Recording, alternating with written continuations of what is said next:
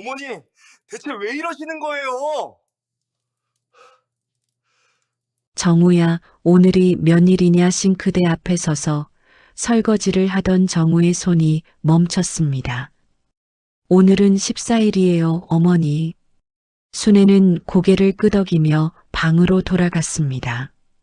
정우는 다시 수도꼭지를 틀었습니다. 물소리가 부엌을 채웠고 잠시 후 복도 쪽에서 다시 발소리가 들려왔습니다. 정우야, 오늘이 며칠이냐 경기도 외곽의 작은 빌라 2층. 정우와 순애가 함께 사는 집은 오래된 아파트 단지 끝자락에 위치해 있었습니다. 엘리베이터도 없고 계단 손잡이는 군데군데 페인트가 벗겨진 세월이 그대로 녹아든 건물이었습니다. 하지만 내부는 달랐습니다.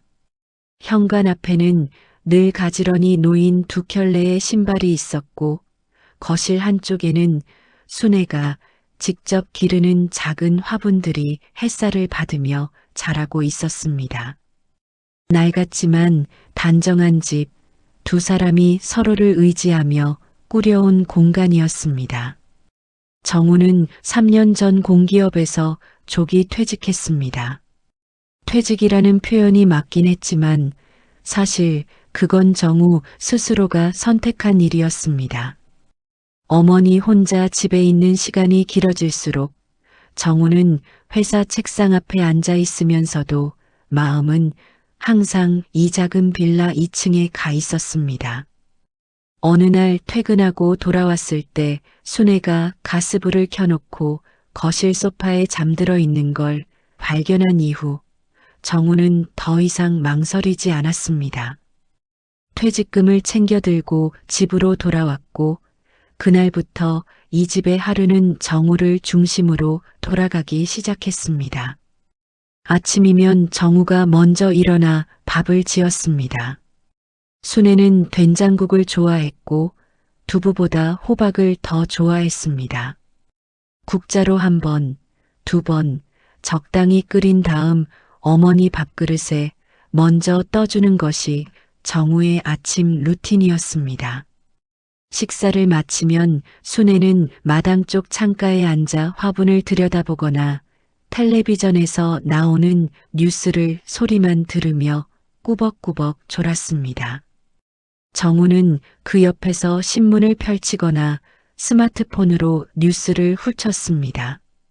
크게 대화를 나누지 않아도 어색하지 않은 오랜 시간을 함께 보낸 사람들만이 가질 수 있는 조용한 평화였습니다. 하지만 그 평화는 언제부턴가 조금씩 달라지고 있었습니다. 처음에는 그냥 지나쳤습니다. 순애가 같은 말을 두 번 하거나 아까 먹은 밥을 또 먹자고 하거나 냉장고 앞에 서서 뭘 꺼내려 했는지 잊어버리는 일들이 하나둘씩 생겨났습니다. 정우는 그때마다 대수롭지 않게 넘겼습니다. 나이가 드시면 원래 그렇다고 자신도 깜빡깜빡하는 게 어디 한두 번이냐고 스스로를 납득시켰습니다. 어머니의 건강검진 결과지에는 이상 소견이 없었고 걸음걸이도 여전히 탄탄했습니다. 그러니 별 문제가 없을 거라 믿었습니다. 믿고 싶었습니다.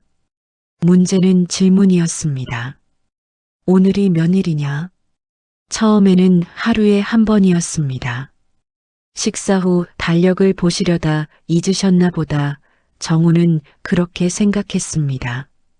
그런데 그게 두 번이 되고 세 번이 되고 어느 날부터는 하루에 5번을 넘겼습니다. 항상 같은 목소리였습니다. 항상 같은 표정이었습니다. 마치 그 질문을 방금 처음 떠올린 것처럼 아무런 맥락 없이 불쑥 튀어나왔습니다. 정우가 대답을 해줘도 순애는 금방 고개를 끄덕이고 방으로 들어갔다가 몇 분 뒤에 다시 나와 똑같이 물었습니다. 그날도 그랬습니다. 저녁 무렵 정우가 거실 소파에 앉아 리모컨을 손에 쥔 채 채널을 돌리고 있을 때였습니다. 순애가 방문을 열고 나왔습니다. 슬리퍼를 질질 끌며 거실 한가운데 서서 천장 쪽을 바라보다가 시선을 내리며 정우에게 말했습니다. 정우야, 오늘이 몇일이냐? 정우는 리모컨에서 손가락을 떼지 않은 채 대답했습니다. 14일이요, 어머니. 순애는 고개를 끄덕이고 다시 방으로 들어갔습니다. 정우는 채널을 돌리다 멈췄습니다. 화면에는 드라마가 흘러가고 있었지만 그 장면이 눈에 들어오지 않았습니다. 벽시계가 째깍째깍 소리를 냈습니다. 조용한 거실, 조용한 집이었습니다. 10분 뒤 다시 문이 열렸습니다. 정우야, 오늘이 몇일이냐? 정우는 아무 말도 하지 않았습니다. 잠깐 눈을 감았다가 뜨고 다시 천천히 대답했습니다. 14일이에요. 순애는 또 고개를 끄덕였습니다. 그리고 또 방으로 들어갔습니다. 정우는 텔레비전을 껐습니다. 아무것도 보이지 않는 까만 화면에 자신의 얼굴이 흐릿하게 비쳤습니다. 지쳐 보였습니다.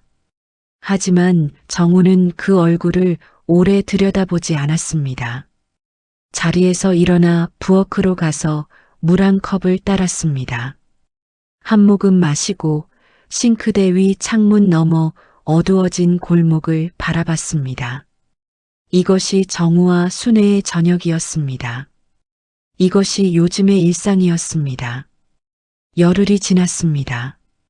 그 열흘 동안 정우는 순애의 질문을 하루 평균 12번 받았습니다. 정우가 직접 세어본 것은 아니었지만 어느 순간부터 머릿속에서 자동으로 숫자가 쌓이기 시작했습니다. 오전에 3번, 점심 먹고 2번, 낮잠 자고 나서 또 2번, 저녁 무렵에 3번, 잠들기 전에 2번, 많은 날은 15번을 훌쩍 넘겼습니다. 정우는 처음에는 침착하게 대답했습니다. 어머니가 물으실 때마다 날짜를 말해드리고 어머니가 방으로 돌아가시면 하던 일로 돌아갔습니다. 설거지를 하다 대답하고 신문을 읽다 대답하고 화장실에서 나오다 대답했습니다. 그건 어렵지 않은 일이었습니다. 처음에는요. 그런데 열흘이 지나자 달라졌습니다. 대답하는 목소리에서 무언가가 조금씩 빠져나가기 시작했습니다.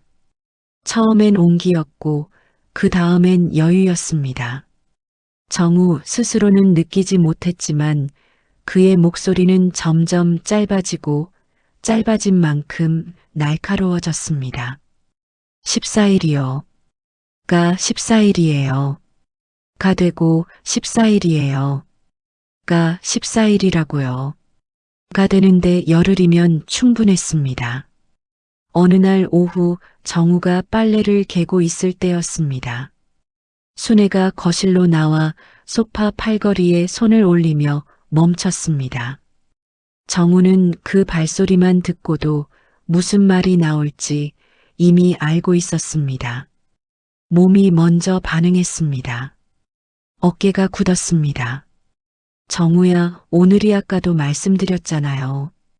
말이 나오고 나서야 정우는 자신이 말을 끊었다는 것을 알았습니다. 순애는 말을 잇지 못하고 잠시 정우를 바라봤습니다.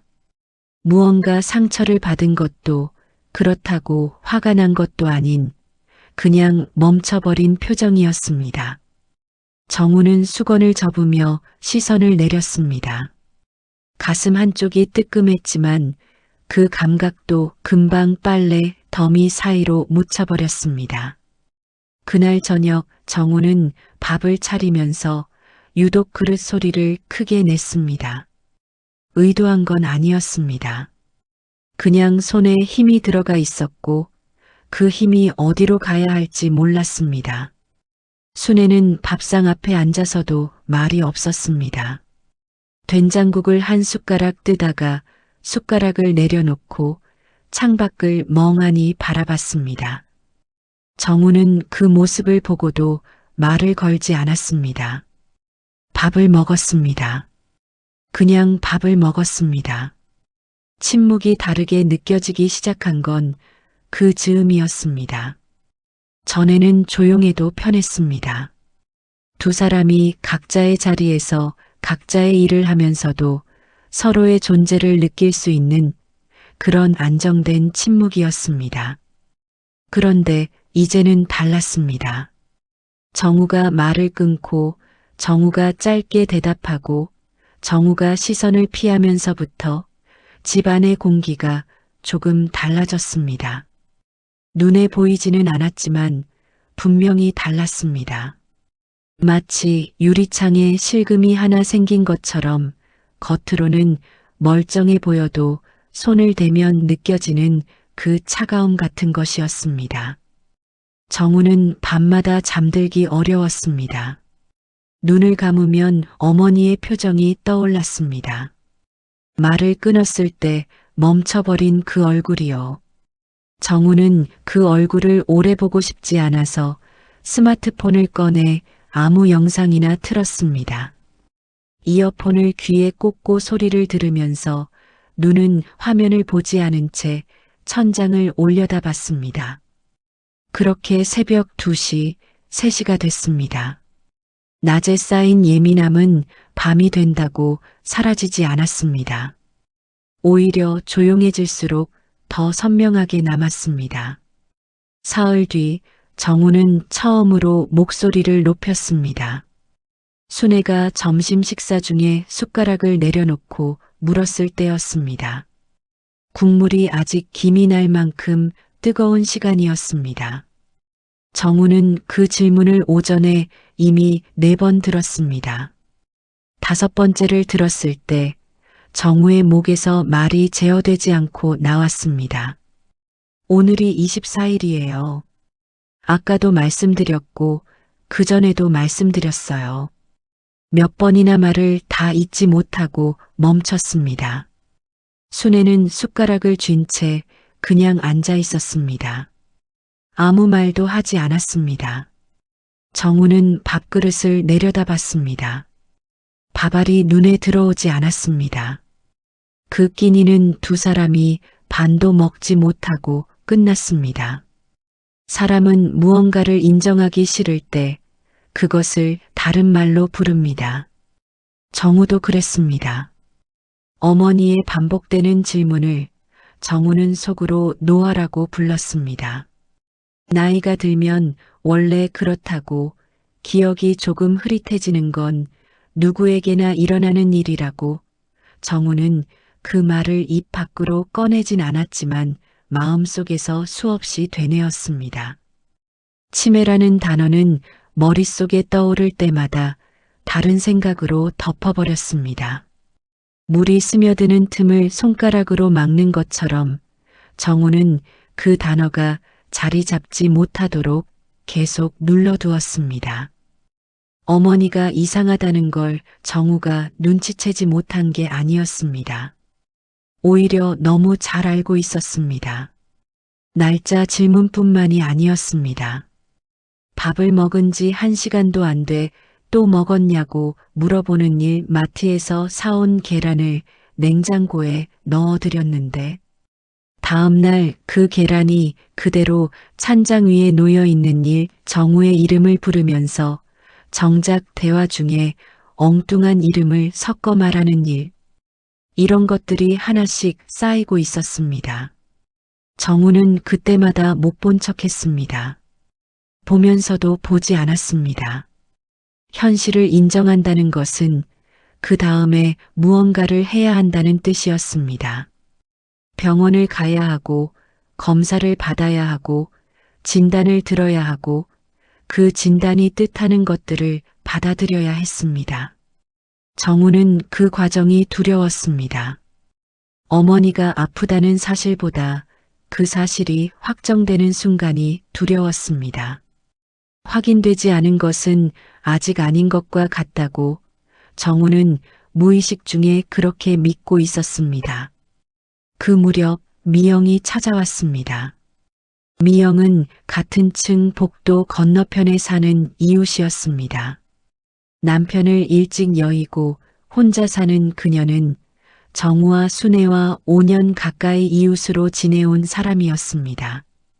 가끔 김치를 나눠주거나 순애와 마당에서 마주쳐 이런저런 이야기를 나누는 사이였습니다. 정우와는 그렇게 깊은 대화를 나눈 적이 없었지만 서로를 무시하지 않는 거리, 그 선을 잘 지키며 지내온 이웃이었습니다. 미영이 반찬통을 들고 초인종을 눌렀을 때 정우는 낮잠을 자다 막 일어난 참이었습니다. 문을 열었더니 미영이 미소를 지으며 깻잎 장아찌를 내밀었습니다. 순애가 좋아하던 반찬이었습니다. 정우는 고맙다고 인사하며 받아들었고 미영은 잠깐 들어가도 되냐고 물었습니다. 거실에 앉아 차를 한 잔씩 마시는 동안 미영은 처음에는 날씨 이야기를 했습니다. 요즘 들어 낮에도 쌀쌀하다고 봄인지 겨울인지 모르겠다고 했습니다. 정우는 맞장구를 쳤습니다. 그러다 미영이 잠깐 뜸을 들이더니 말했습니다. 어머니 요즘 어떠세요? 정우는 괜찮다고 했습니다. 늘 하던 대로 잘 지내신다고 했습니다. 미영은 차를 한 모금 마시고 찻잔을 탁자 위에 조심스럽게 내려놓으며 말했습니다. 요즘 복도에서 혼자 서 계실 때가 있더라고요. 어디 가시려는 것 같기도 하고 그냥 서 계신 것 같기도 하고. 정우는 말이 없었습니다. 미영은 잠깐 망설이다 이어 말했습니다. 병원에 한번 가보는 게 어떻겠냐고 조심스럽게요.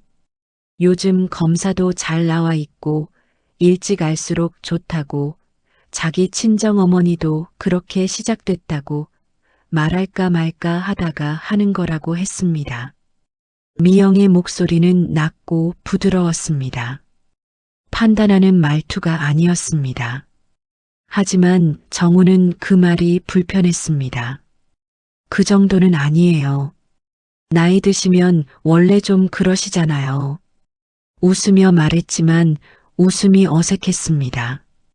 미영은 더 밀어붙이지 않았습니다. 다시 날씨 이야기를 했습니다. 반찬을 더 챙겨다 주겠다는 말을 남기고 돌아갔습니다. 미영이 나간 뒤 정우는 한동안 소파에 그대로 앉아 있었습니다. 찻잔이 식어갔습니다. 거실 창문 너머로 늦은 오후 햇살이 비스듬히 들어왔습니다. 정우는 아무것도 하지 않았습니다. 생각도 하지 않으려 했습니다. 그런데 이상하게도 미영이 한 말이 머릿속에서 지워지지 않았습니다. 복도에 혼자 서 계셨다는 말. 정우가 모르는 시간에 어머니가 복도에 나와 혼자 서 있었다는 그 장면이 눈을 감아도 사라지지 않았습니다. 정우는 순애의 방문을 바라봤습니다. 낮잠을 자는 듯 조용했습니다. 문틈 사이로 가느다란 어둠이 보였습니다. 정우는 자리에서 일어나 그 문 앞까지 걸어갔다가 손잡이에 손을 대지 않고 멈췄습니다. 그리고 다시 거실로 돌아와 앉았습니다. 인정하지 않는 것과 아직 모르는 것은 다릅니다. 정우는 이미 알고 있었습니다. 다만 그것을 말로 꺼낼 준비가 되어 있지 않았습니다. 그 준비가 아직 되어 있지 않았습니다. 그날은 아무런 예고가 없었습니다. 유독 무겁게 잠들었던 탓인지 정우는 알람보다 늦게 눈을 떴습니다. 커튼 사이로 햇살이 이미 거실 깊숙이 들어와 있었고 시계를 보니 오전 10시가 넘어 있었습니다. 정우는 침대에서 몸을 일으키며 어머니 방 쪽으로 귀를 기울였습니다. 발소리가 들리지 않았습니다. 아직 주무시나 보다 생각하며 주방으로 향했습니다. 냄새를 먼저 맡았습니다. 문을 열기도 전에 복도 끝에서부터 뭔가 타는 냄새가 났습니다. 불이 난 것처럼 진한 냄새는 아니었지만 뜨겁고 텁텁한 공기가 주방 쪽에서 흘러나오고 있었습니다. 정우는 빠르게 걸음을 옮겼습니다. 가스레인지 위에 냄비가 올라가 있었습니다. 냄비 안은 이미 바닥이 보일 만큼 물이 줄어 있었고 불은 여전히 켜진 채였습니다. 파란 불꽃이 냄비 바닥을 달구고 있었습니다.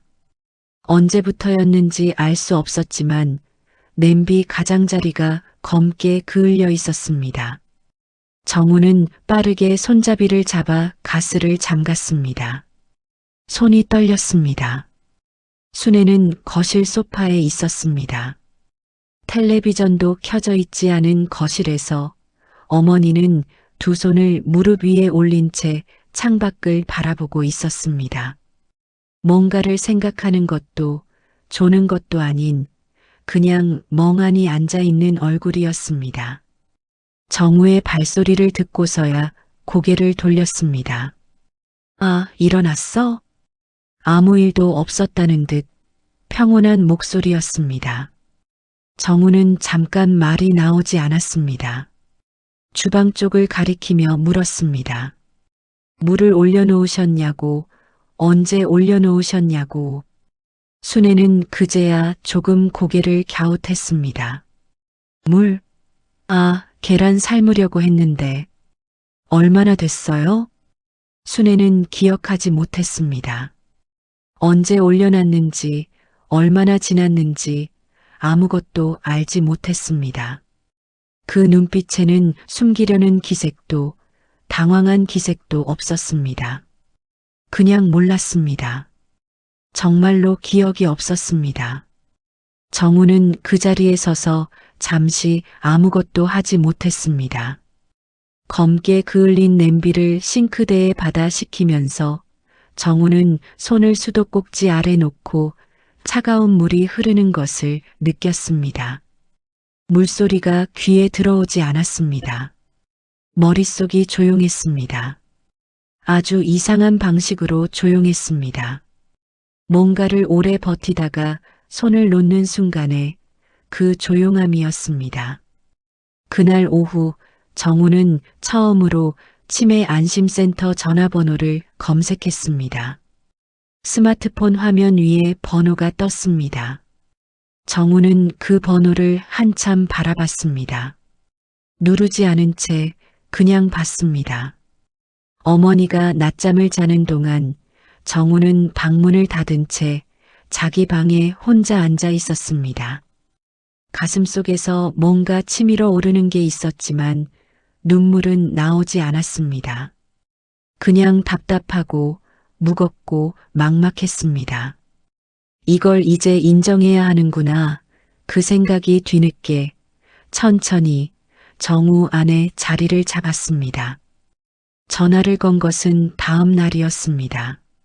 낮 12시 어머니가 점심을 드신 뒤 주무시러 들어가고 나서 정우는 현관 앞 신발 옆에 쪼그려 앉아 전화를 걸었습니다.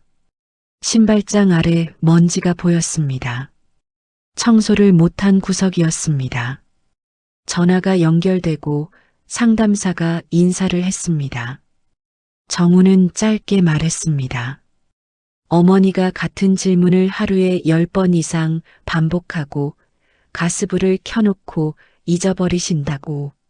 목소리가 중간에 잠깐 떨렸습니다.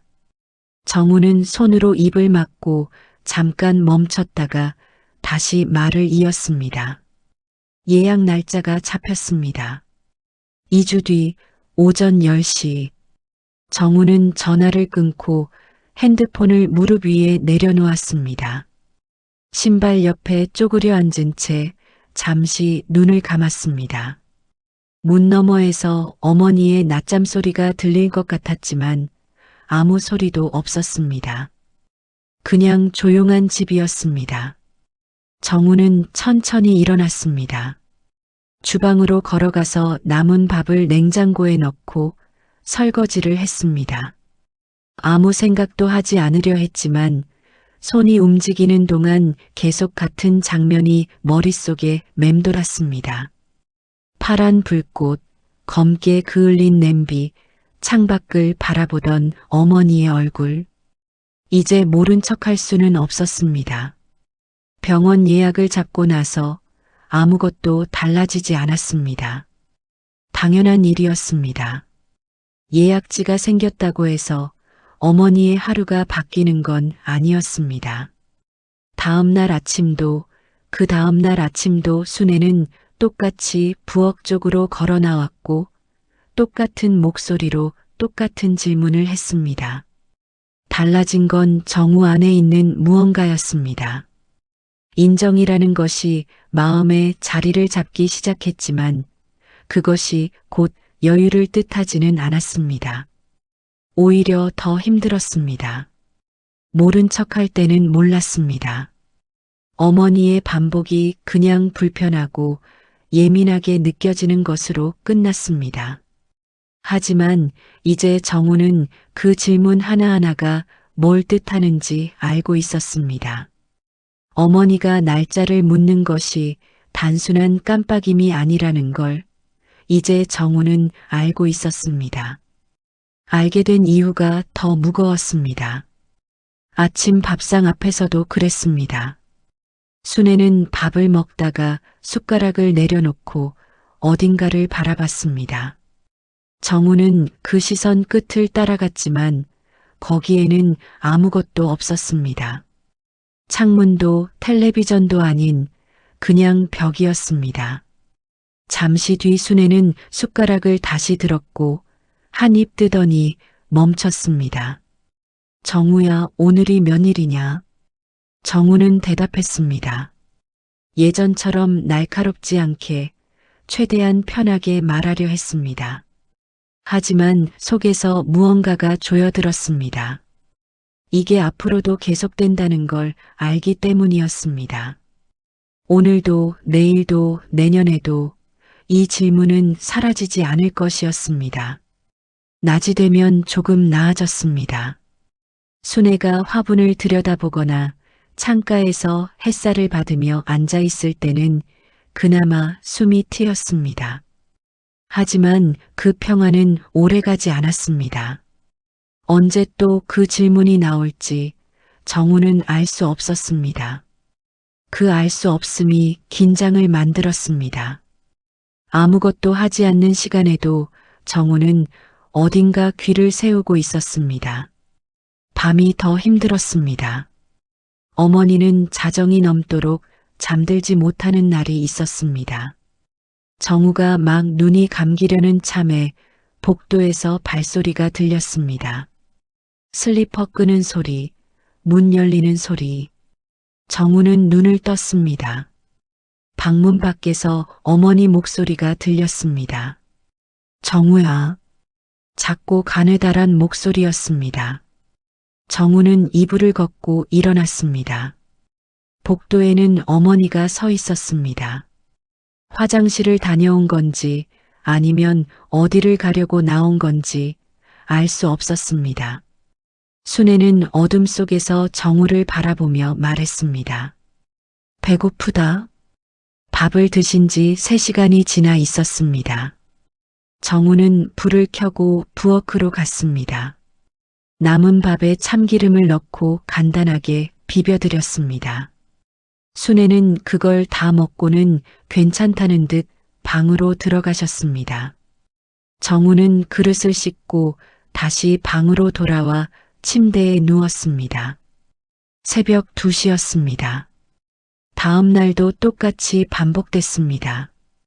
그 와중에 정우를 지치게 만든 건 큰 사건이 아니었습니다. 작고 사소한 것들이었습니다. 어머니가 화장실에 들어가서 물을 한참 틀어놓는 일, 세탁기 안에 빨래를 넣어드렸더니 그걸 꺼내 다시 손으로 빨려고 하는 일, 오전에 주무시다가 갑자기 일어나 외출 준비를 하시는 일, 어딜 가려고 하시냐 물으면 잠깐 생각하다가 모르겠다고 했습니다. 그냥 나가야 할 것 같았다고 했습니다. 정우는 그때마다 조용히 옷을 다시 벗겨드리고 소파에 앉혀드리고 따뜻한 물 한 잔을 내드렸습니다. 티를 내지 않으려 했습니다. 내색하지 않으려 했습니다. 하지만 몸은 솔직했습니다. 눈이 빨개졌고 식욕이 줄었고 잠을 충분히 자도 피곤한 날이 계속됐습니다. 미영이 복도에서 정우를 마주쳤을 때 그녀는 아무 말도 하지 않고 잠시 정우의 얼굴을 봤습니다. 정우는 괜찮다고 웃었습니다. 미영은 고개를 끄덕이며 지나쳤지만 돌아서며 조용히 말했습니다. 힘들면 말하라고, 혼자 다 하려고 하지 말라고. 그뿐이었습니다. 짧은 말이었지만 정우는 계단을 내려오면서 그 말이 자꾸 마음에 걸렸습니다. 혼자 다 하려고 하지 말라는 말. 정우는 어머니를 부양하기 시작한 날부터 도움을 받는다는 것을 생각해 본 적이 없었습니다. 어머니의 일은 아들인 자신이 해야 한다고 믿었습니다. 남에게 기대는 것은 어딘가 무능한 것처럼 느껴졌고 힘들다는 말을 꺼내는 것은 어머니에게 짐이 된다는 말처럼 느껴졌습니다. 그래서 정우는 계속 혼자였습니다. 낮에도 밤에도 새벽 2시에도 혼자 부엌에 서서 밥을 비볐습니다. 그 피로가 어느 방향으로 쌓이는지 정우는 아직 몰랐습니다. 어머니 방에 들어간 건 순전히 우연이었습니다. 순애가 외출 준비를 하다 어디 가려 했는지 잊어버린 날 정우가 다시 방으로 안내해드리면서 이불을 정리해드리려 했습니다.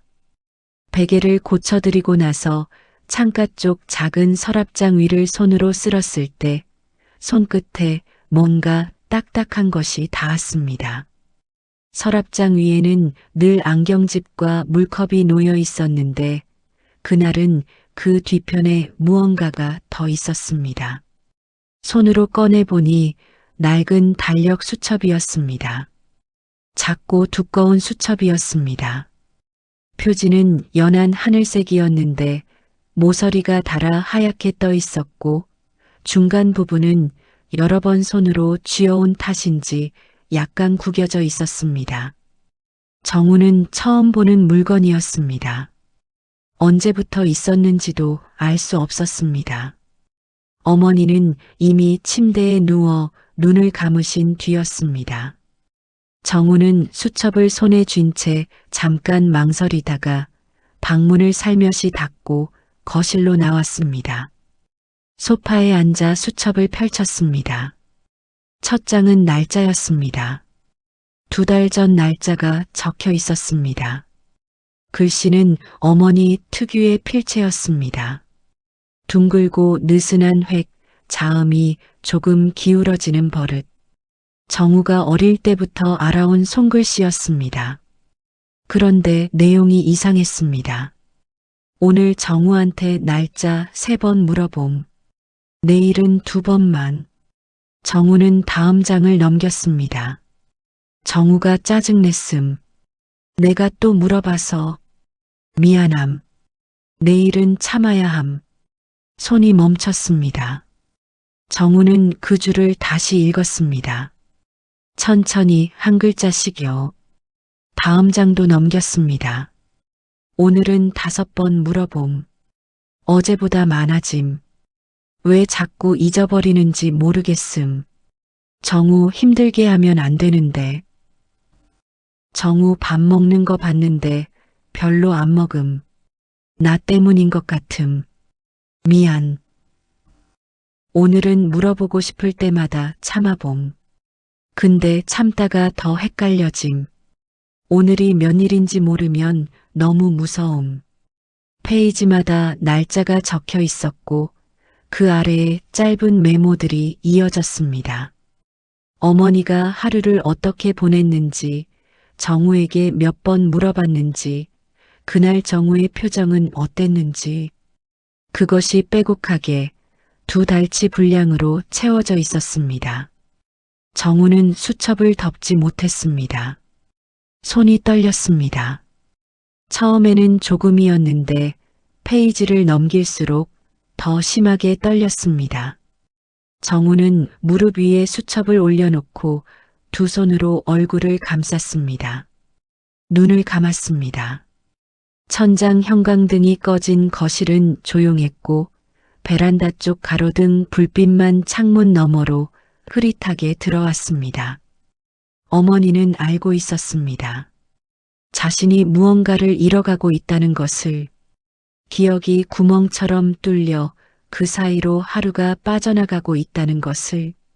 그리고 그것이 아들을 힘들게 하고 있다는 것을.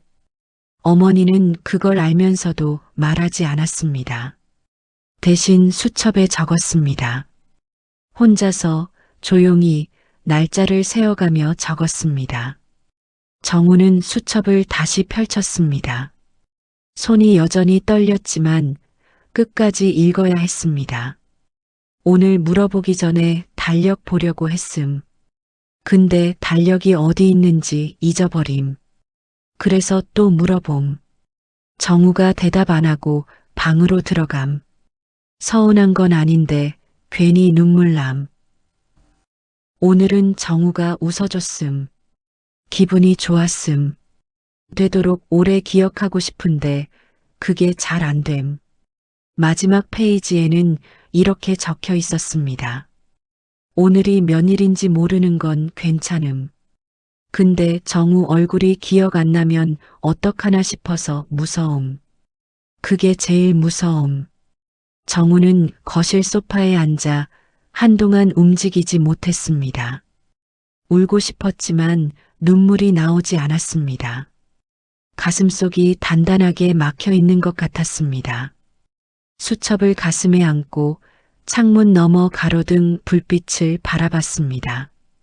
그 불빛이 흔들렸습니다. 아니, 흔들린 건 정우의 눈이었습니다. 그날 밤 정우는 잠들지 못했습니다. 수첩을 거실 탁자 위에 올려놓고 방으로 들어갔지만 침대에 누워 눈을 감아도 그 글씨들이 머릿속에서 지워지지 않았습니다. 동그랗고 느슨한 어머니의 필체, 날짜 옆에 조심스럽게 적힌 숫자들, 오늘은 2번만, 내일은 참아야 함이라는 그 짧은 다짐들. 정우는 새벽 내내 천장을 바라봤습니다. 자신이 짜증을 낼 때 어머니는 수첩에 미안함이라고 적었습니다. 정우가 말을 끊을 때 어머니는 정우 힘들게 하면 안 되는데 라고 적었습니다. 정우가 방으로 들어가 버렸을 때 어머니는 서운한 건 아니라고 적으면서 그래도 눈물이 났다고 적었습니다. 그 모든 순간들이 정우가 그냥 지나쳤던 그 모든 순간들이 이제 다른 각도에서 다시 보이기 시작했습니다. 어머니는 자신이 무너져가고 있다는 걸 알면서도 그것을 아들에게 짐으로 넘기지 않으려 했습니다. 기억이 흐릿해지는 공포를 혼자 감당하면서 아들이 화내지 않도록 자신을 통제하려 했습니다. 날짜를 세어가며 물어보는 횟수를 줄이려 했습니다. 그리고 정우가 웃어준 날은 기뻤다고 적었습니다. 그게 더 아팠습니다. 정우가 짜증을 내지 않아서가 아니라 정우가 웃어줬다는 것 하나로 그날이 좋은 날이 되는 어머니가, 그 작은 것으로 위안을 삼는 어머니가 가슴속 깊은 곳을 눌렀습니다. 새벽 3시 정우는 이불을 걷고 조용히 일어났습니다. 복도를 지나 어머니 방문 앞에 섰습니다. 문 너머에서 고른 숨소리가 들렸습니다. 주무시고 계신 것이었습니다. 정우는 문손잡이에 손을 얹고 잠깐 서 있었습니다. 들어갈 수가 없었습니다. 들어가서 자는 얼굴을 보면 지금 이 감각이 무너질 것 같았습니다. 단단히 막혀있던 무언가가 터질 것 같았습니다. 정우는 부엌으로 갔습니다. 냉장고를 열었다가 닫았습니다. 물 한 컵을 따랐다가 마시지 않고 싱크대에 내려놓았습니다. 창밖은 어두웠고 골목 가로등 아래 고양이 한 마리가 지나갔습니다. 정우는 그 고양이가 사라질 때까지 바라봤습니다. 그리고 다시 거실로 와서 탁자 위에 수첩을 집었습니다. 한 번 더 읽었습니다. 오늘은 5번만 물어보기. 정우 화내지 않게 조심하기. 정우의 손이 떨렸습니다. 이번에는 아까보다 더 심하게 떨렸습니다. 두 손으로 수첩을 쥐고 있었는데도 그 진동이 멈추지 않았습니다. 정우는 입술을 꾹 다물었습니다. 눈이 뜨거워졌습니다. 이 수첩을 쓴 어머니는 자신의 기억이 닳아 없어져 가는 것을 하루하루 지켜보면서도 오로지 아들이 힘들까봐 걱정하고 있었습니다. 자신이 두려운 것보다 아들을 불편하게 만들까봐가 더 걱정이었던 것입니다. 정우는 수첩을 덮었습니다. 그리고 손등으로 눈가를 닦았습니다. 눈물이 나온 건지 아닌지 정우 자신도 알 수 없었습니다. 다만 얼굴이 뜨거웠습니다. 가슴이 뜨거웠습니다. 그 밤이 지나면 뭔가 달라질 것 같았습니다. 어떻게 달라져야 하는지는 아직 몰랐지만 이대로일 수는 없다는 것만은 분명했습니다. 어머니 방 불을 켜지 않은 채 정우는 어둠 속 소파에 그대로 앉아 새벽을 버텼습니다. 수첩은 무릎 위에 있었습니다. 가볍고 낡은 하늘색 수첩이 그날 밤만큼은 세상에서 가장 무거운 물건처럼 느껴졌습니다. 아침이 왔습니다. 정우는 소파에서 눈을 떴습니다. 잠든 기억이 없었는데 어느 순간 의식이 끊겼다가 다시 돌아온 것이었습니다. 목이 뻐근했고 등이 굳어 있었습니다. 거실은 이미 밝았습니다. 커튼 사이로 들어온 아침 햇살이 바닥에 길게 누워 있었습니다. 수첩은 여전히 무릎 위에 있었습니다. 정우는 천천히 몸을 일으켰습니다. 어머니 방 쪽을 바라봤습니다. 문이 닫혀 있었습니다. 발소리는 들리지 않았습니다. 아직 주무시는 것이었습니다. 정우는 수첩을 손에 들고 부엌으로 걸어가 가스레인지 앞에 섰습니다. 냄비에 물을 올렸습니다. 미역국을 끓이려 했습니다. 특별한 날이 아니어도 오늘은 어머니가 좋아하는 걸 드리고 싶었습니다. 국이 끓는 동안 정우는 다시 수첩을 펼쳤습니다. 밤새 읽었는데도 낮의 빛 아래에서 다시 보니 또 달랐습니다. 글씨들이 더 선명하게 보였습니다. 날짜 옆에 적힌 숫자들, 스스로에게 다짐하듯 쓴 짧은 문장들. 정우는 수첩의 가장 첫 페이지를 찾았습니다. 2달 전 수첩이 시작된 날이었습니다. 첫 줄에는 이렇게 적혀 있었습니다. 정우한테 너무 미안해서 적기 시작함. 딱 그 한 줄이었습니다. 다른 설명도 다른 이유도 없었습니다. 그냥 미안해서. 그 단어 하나로 2달이 시작됐습니다. 정우는 그 줄을 손가락으로 짚었습니다. 어머니의 글씨 위에 손가락이 닿았습니다. 미역국 냄새가 부엌을 채웠습니다. 정우는 그제야 울었습니다. 소리 없이 부엌 구석에 서서 국자를 든 채로 울었습니다. 눈물이 턱을 타고 흘러 가스레인지 옆 타일 위에 떨어졌습니다. 닦지 않았습니다. 그냥 울었습니다.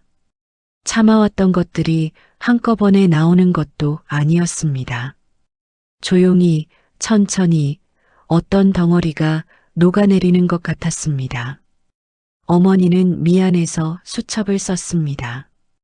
기억을 잃어가는 공포보다 아들이 힘들어할까봐가 먼저였습니다. 날짜를 잊어버리는 자신을 탓하면서도 그 탓함의 방향은 언제나 정우 쪽이었습니다. 정우가 지치지 않았으면 해서, 정우가 화내지 않았으면 해서, 정우가 웃어줬으면 해서. 어머니의 하루는 그렇게 정우를 중심으로 돌고 있었습니다. 기억이 흐릿해지면서도 아들에 대한 그 마음만은 흐릿해지지 않았습니다. 정우는 눈물을 손등으로 닦고 국을 저었습니다.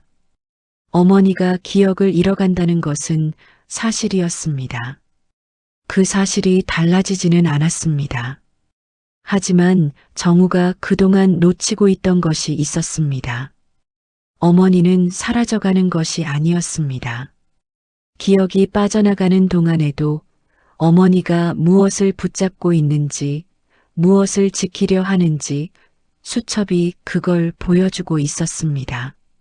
사랑은 기억보다 깊은 곳에 있었습니다. 방문이 열렸습니다. 슬리퍼 소리가 복도를 지나 부엌 쪽으로 다가왔습니다. 정우는 얼른 눈가를 닫고 국자를 내려놓았습니다. 순애가 부엌 입구에 서서 코를 킁킁거렸습니다. 미역국이네. 어머니 좋아하시잖아요. 순애는 조용히 식탁 의자를 빼고 앉았습니다. 정우는 국을 떠서 어머니 앞에 놓았습니다. 밥도 담았습니다. 두 사람이 마주 앉았습니다. 순애는 숟가락을 들었다가 잠깐 정우를 바라봤습니다. 눈이 왜 그래? 정우는 웃었습니다. 잠을 못 잤어요. 순애는 고개를 끄덕이더니 국을 떴습니다. 더 묻지 않았습니다. 두 사람은 말없이 밥을 먹었습니다. 그 침묵이 오랜만에 다시 편하게 느껴졌습니다. 정우는 어머니가 밥을 드시는 모습을 가만히 바라봤습니다. 흰머리, 굽은 어깨, 국을 뜰 때 조금 떨리는 손, 오래 들여다봤습니다. 오래요. 식사가 끝나고 순애가 숟가락을 내려놓았습니다. 잠시 뒤 고개를 들어 정우를 봤습니다. 정우야, 오늘이 몇일이냐? 정우는 대답하기 전에 잠깐 멈췄습니다. 그 질문이 귀에 들어오는 방식이 달라져 있었습니다. 날카롭게 박히지 않았습니다. 그냥 들렸습니다. 어머니의 목소리로, 어머니의 속도로. 오늘은 17일이에요, 어머니. 순애는 고개를 끄덕였습니다. 정우는 빈 국그릇을 들었습니다. 부엌으로 가서 설거지를 시작했습니다. 물소리가 흘렀습니다. 어머니가 의자를 빼고 일어나 거실로 걸어가는 발소리가 들렸습니다. 정우는 그릇을 닦으면서 처음으로 그 발소리가 무섭지 않았습니다. 병원 예약일이 됐습니다. 정우는 아침 일찍 일어나 어머니 외출복을 꺼내뒀습니다. 순애가 좋아하는 연한 베이지색 가디건과 편한 바지였습니다. 어디 가냐고 물으실 것 같아 전날 저녁에 미리 말씀드렸습니다. 병원에 같이 가자고, 간단한 검사를 받아보는 거라고, 아주 오래 걸리지는 않는다고 했습니다. 순애는 특별히 묻지 않았습니다. 알겠다고 고개를 끄덕였습니다. 택시를 탔습니다. 어머니가 계단을 내려올 때 정우가 팔을 내밀었고 순애는 아들의 팔에 손을 얹었습니다. 오래전부터 해온 것처럼 자연스럽게요. 그런데 정우는 그 손의 무게가 오늘따라 다르게 느껴졌습니다. 가볍고 따뜻했습니다. 치매 안심센터는 생각보다 조용한 곳이었습니다. 대기실에는 노부부가 앉아 있었고 창가에는 작은 화분이 놓여 있었습니다. 번호표를 뽑고 기다리는 동안 순애는 창밖을 바라봤습니다. 나무가 보였습니다. 이름 모를 작은 나무가 바람에 흔들리고 있었습니다. 저기 나무 참 예쁘네. 정우는 창밖을 봤습니다. 예쁜 나무였습니다. 그러네요. 검사는 길지 않았습니다.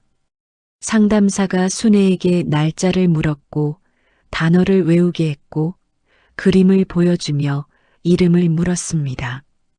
정우는 옆에 앉아 어머니가 대답하는 것을 들었습니다. 마치는 것도 있었고 멈추는 것도 있었습니다. 순애는 틀릴 때마다 잠깐 얼굴을 굳혔습니다. 정우는 그 얼굴을 봤습니다. 수치스럽다는 표정이 아니었습니다. 모른다는 것에 익숙해지려는 그 조용한 체념이었습니다. 검사가 끝나고 의사가 결과를 설명했습니다. 초기인지 저하라는 말이 나왔습니다. 치매의 진행을 늦추는 약물과 생활관리가 필요하다고 했습니다. 규칙적인 루틴, 인지 자극 활동, 보호자의 역할이 중요하다는 말도 했습니다. 정우는 그 말들을 받아 적었습니다. 손이 떨리지 않았습니다. 이번에는요. 귀가하는 택시 안에서 순애가 창밖을 보다가 조용히 말했습니다. 나 많이 이상하지? 정우는 잠깐 어머니를 봤습니다. 순애는 창밖을 향한 채였습니다. 차가 신호에 걸려 멈췄습니다. 아니요. 순애는 아무 말도 하지 않았습니다. 정우도 잠시 말이 없었습니다. 신호가 바뀌었습니다. 차가 다시 달렸습니다. 정우는 손을 뻗었습니다. 어머니의 손 위에 자신의 손을 얹었습니다. 아무 말도 없이요. 순애의 손은 차가웠습니다. 정우의 손이 그 차가움을 덮었습니다. 순애는 창밖을 보다가 천천히 고개를 돌려 아들의 손을 내려다봤습니다. 손가락이 조금 움직였습니다. 정우의 손을 쥐는 것이었습니다. 어머니, 순애가 정우를 봤습니다. 이제 괜찮아요. 몇 번이든 물어보세요. 순애는 아무 말도 하지 않았습니다. 그냥 아들의 손을 쥐고 있었습니다. 택시는 달렸고 창밖으로 봄 햇살이 길 위에 내려앉았습니다.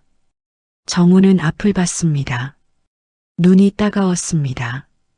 집에 돌아와 순애가 방에 들어가 쉬는 동안 정우는 거실에 앉아 의사에게 받은 안내지를 꺼냈습니다. 규칙적인 식사, 산책, 대화. 혼자 감당하기 어려우면 돌봄 서비스를 연계할 수 있다는 설명도 있었습니다. 정우는 그 항목에 줄을 그었습니다. 혼자 다 하겠다고 생각하지 않기로 했습니다. 미영이 말했던 것처럼요. 저녁이 됐습니다. 밥을 차리고 어머니를 불렀습니다. 순애가 나와 자리에 앉았습니다. 두 사람이 마주 앉아 밥을 먹었습니다. 식사 중간에 순애가 숟가락을 내려놓았습니다. 정우는 기다렸습니다. 정우야, 오늘이 며칠이냐? 오늘은 17일이에요. 순애는 고개를 끄덕였습니다. 그리고 다시 숟가락을 들었습니다. 정우도 숟가락을 들었습니다. 된장국에서 김이 올라왔습니다. 호박이 들어간 국이었습니다. 어머니가 좋아하는 것이었습니다. 봄이 왔습니다. 베란다 창문 너머로 목련이 피었습니다. 순애는 아침마다 그 꽃을 봤습니다. 화분에 물을 주다가 창가에 기대어 서서 꽃이 피고 지는 것을 바라봤습니다. 정우는 그 뒷모습을 부엌에서 봤습니다. 국을 끓이다가 밥을 퍼담다가 자꾸 그 뒷모습으로 시선이 갔습니다. 하루가 달라진 것은 아니었습니다. 순애는 여전히 날짜를 물었습니다.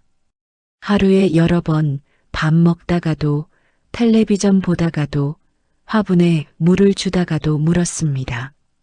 그 질문이 사라지지는 않았습니다. 다만 정우의 대답이 달라졌습니다.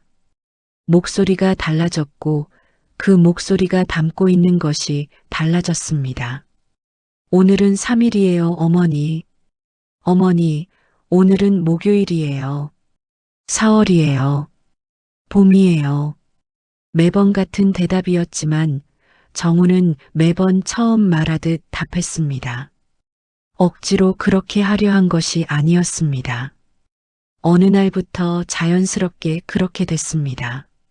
수첩을 읽고 난 밤 이후로 어머니의 질문이 정우에게 닿는 방식이 달라졌습니다. 같은 질문인데, 같은 소리인데 그 안에 있는 것이 보이기 시작했습니다. 어머니는 하루를 붙잡고 싶었습니다. 날짜를 아는 것은 오늘이 어디에 있는지 아는 것이었습니다. 오늘이 어디에 있는지 알아야 자신이 어디에 있는지 알 수 있었습니다. 그 질문은 단순한 깜빡임이 아니었습니다. 흘러가는 것을 붙잡으려는 손이었습니다. 정우는 이제 그걸 알았습니다. 그러니 매번 말해줄 수 있었습니다. 몇 번이든요. 미영이 가끔 들렀습니다. 순애와 마주 앉아 이런저런 이야기를 나눴습니다. 옛날 동네 이야기, 마트에서 뭐가 쌌다는 이야기, 베란다 목련이 예쁘다는 이야기. 순애는 그런 시간을 좋아했습니다. 누군가와 말을 나누는 동안에는 표정이 달라졌습니다. 생기가 돌았습니다. 정우는 그때 부엌에서 차를 끓이며 두 사람의 목소리를 들었습니다. 자주 웃음소리가 났습니다. 돌봄 선생님도 일주일에 2번 오기 시작했습니다. 처음에는 어색했습니다. 낯선 사람이 집에 오는 것을 순애가 불편해하면 어떡하나 걱정했습니다. 그런데 첫날 선생님이 순애에게 화분 이름을 물어봤습니다. 순애는 하나씩 짚어가며 이름을 댔습니다. 몇 개는 틀렸지만 그래도 됐습니다. 선생님이 신기하다는 듯 들었습니다. 순애의 어깨가 조금 올라갔습니다. 정우는 그날 처음으로 2시간 동안 혼자 밖을 걸었습니다. 동네 뒷길을 걸으며 이어폰을 끼지 않았습니다. 그냥 걸었습니다. 발소리가 들렸습니다. 새소리도 들렸습니다. 봄 공기가 폐 안으로 들어왔습니다. 정우는 걸으면서 아무 생각도 하지 않으려 했는데 이상하게 아무 생각도 하지 않아도 됐습니다. 처음으로 머릿속이 조용하면서도 불안하지 않았습니다. 어머니가 기다리고 있다는 것을 알기 때문이었습니다. 그리고 옆에서 봐주는 사람이 있다는 것을 알기 때문이었습니다. 혼자가 아니었습니다. 정우도 순애도요. 집으로 돌아오면서 마트에 들렀습니다. 호박 2개를 샀습니다. 두부도 샀습니다. 된장국 재료였습니다. 어머니가 좋아하는 것들이었습니다. 그날 밤 정우는 어머니 방을 살짝 들여다봤습니다. 순애는 침대에 누워 계셨습니다. 천장을 보다가 눈을 감으려는 참이었습니다. 정우가 들어와 불을 끄려 했더니 순애가 눈을 뜨고 잠깐 정우를 봤습니다. 아무 말도 하지 않았습니다. 그냥 봤습니다.